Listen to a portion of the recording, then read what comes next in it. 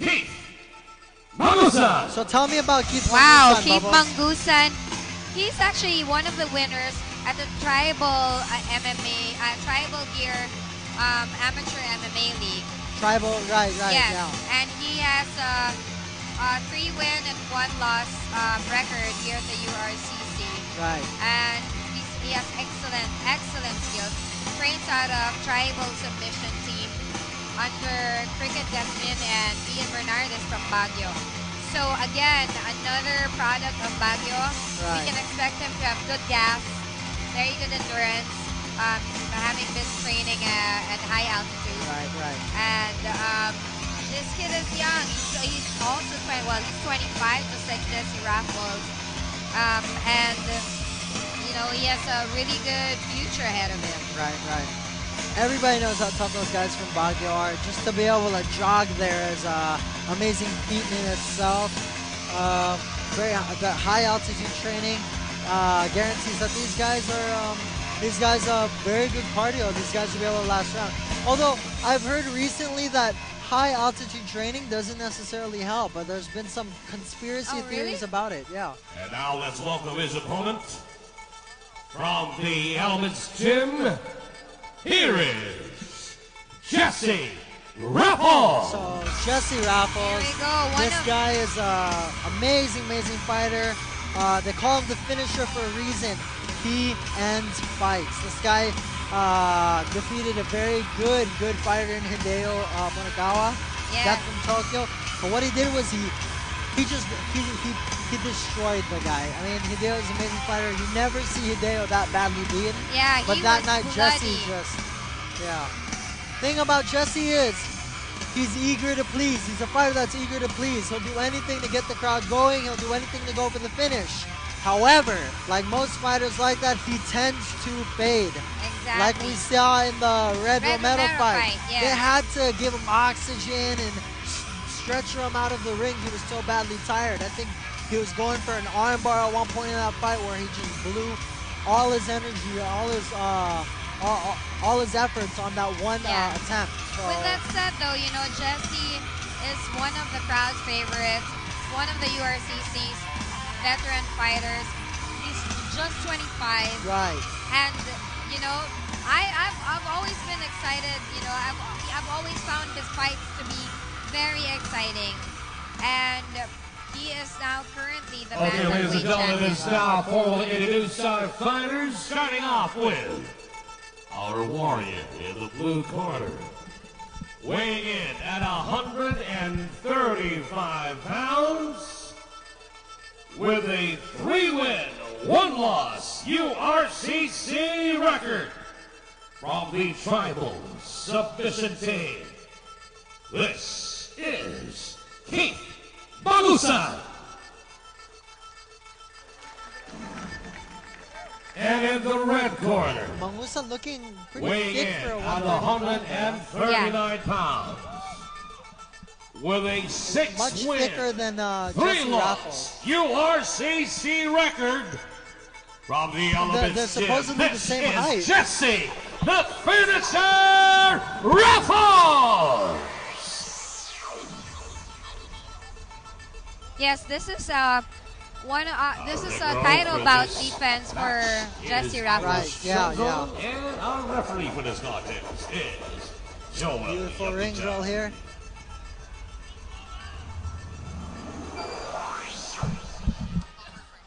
Joel Chai, like I said, blue belt, known local legend in the scene for being one of the toughest guys. Jessie Rafols in the white fight shorts and Kieff in the black fight shorts. That hit a little bit in the back of the head. Both guys sort of feeling each other out. Kieff looks incredibly big. It's surprising, guys. What you don't know about these fighters is they're good at cutting weight. They'll cut weight before to make the weight, whatever weight it is, in this case 135. And fight night maybe be 5, 6, 7 pounds, even 10 pounds heavier.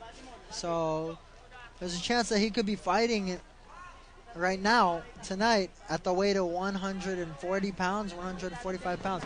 Good trip there. Oh, he makes a crucial mistake of overcommitting there. Jessie counters beautifully, ends up on top. He's kind of got a lockdown here. Sort of a half butterfly. He's in good position to get the back here. He's got the underhook. Jessie wants to pummel for that underhook. Perhaps get a better position. He's in guard now. He's flattening and lowering his hips. Kieff is trying to play a sort of butterfly guard here, but he gets past very easy. Jessie is doing this sort of he's going for I think they call it like a scarf tie, or it's a modified gesagatame. It's basically a headlock. We don't do those in MMA, like I said, because there's a good chance of getting sweeped or getting your back. That underhook, he needs to watch out for the underhook. I'd like to see him let go of that wizard and go under, pummel for the underhook. It'll be very difficult for him to mount, or improve his position unless he gets that. And Jessie is actually known to utilize his elbows a lot. Oh man, he cuts people up. Loves those elbows. So that dude cuts people up. I'm pretty sure we're gonna see a lot of that. Yeah. He's actually one of the few guys that when the rules when the rules came out where you could actually use elbows, he felt at home. He wasted no time. He wasted no time. He was like, oh, elbows? Started knocking them down. Very, very good striker from the ground on top. He's going for Americana here. He's trying to lock that up. You know what makes going for these submissions hard is the gloves. He could have that. He could have. Wow. He just needs to hold his own wrist. That's in. If he can torque that, what he wants to do is bring. Oh, that's deep. That's deep. Oh, he boxed out Kieff. Very, very good show of strength and resilience there. That was close. Pretty sure he hurt Kieff there. Good chance. Some guys, depending on it, they are very flexible. Is he trying to go for the crucifix there? Yeah, for a moment there he was thinking about it. Some guys have rubber-like joints, rubber-like shoulders. It's crazy. You can turn their elbow all the way to where it touches their forehead, and it won't. No pops, no snaps. I'd like to see Jessie mount though.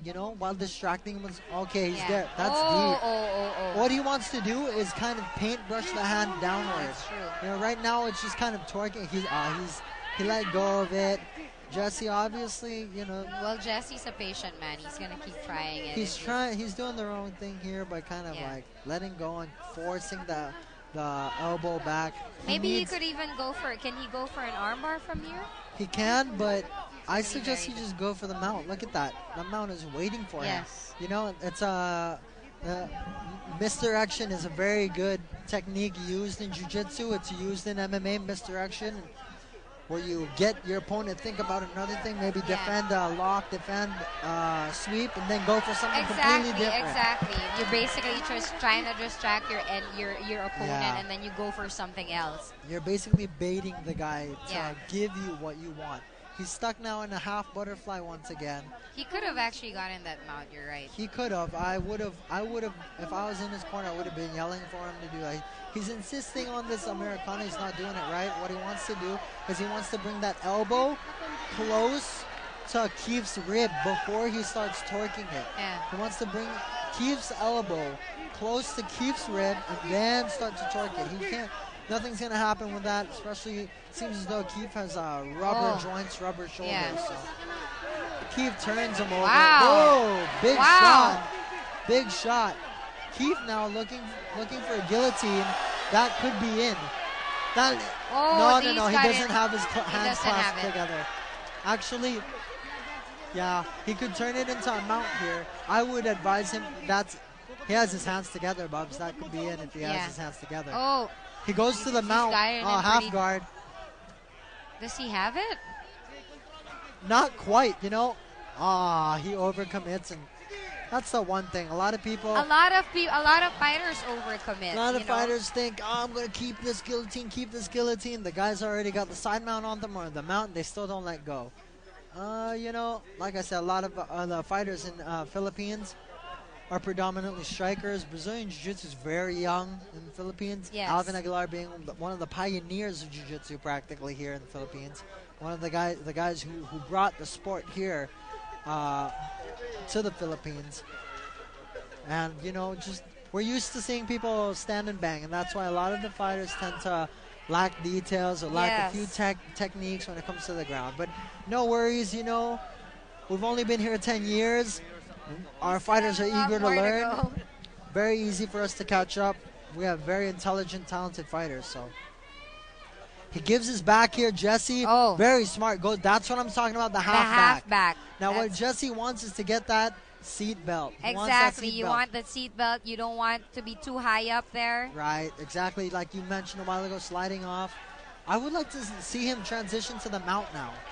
You know what I mean? Oh, he's going for a rear naked choke. Jessie Wow. Rafols wins yet again and defends his title, Bantamweight title. Continuously showing us that, you know, he's evolving.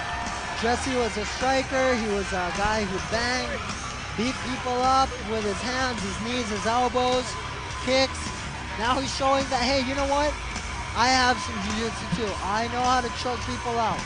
I love it. You know, he hardly threw in punches. He hardly threw some elbows. But he did his homework and he got it. The thing about him now is he's much more different than before. He's patient now. Exactly. Right? The one thing that's been his enemy was his impatience. Exactly. He was too impatient. He's always been an explosive fighter. Yeah. And when he gets impatient, he gets tired Exactly. fast. Yes. So this time around, he took his time. He did the complete opposite. He broke down Mangusan. Basically broke him down one by one. You said it. Minute by minute. And then when he knew... Very apt Jessie Rafols. Exactly. Very happy with his rear naked choke. Very smart play by Jessie Rafols, I have to say.